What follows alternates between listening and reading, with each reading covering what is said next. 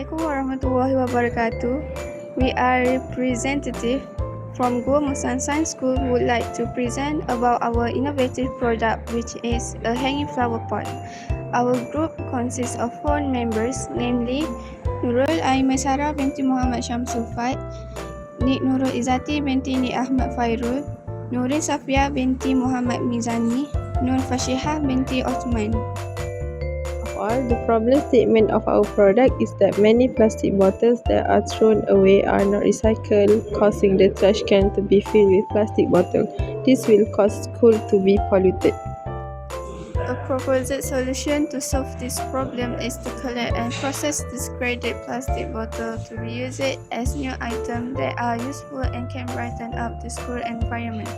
Next, the cost of the product. We use all the tools from the Mr. DIY store.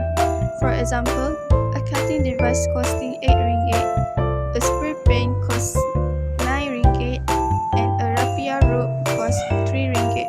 And the rest of that we use recycled materials such as small mineral bottles and large mineral bottles.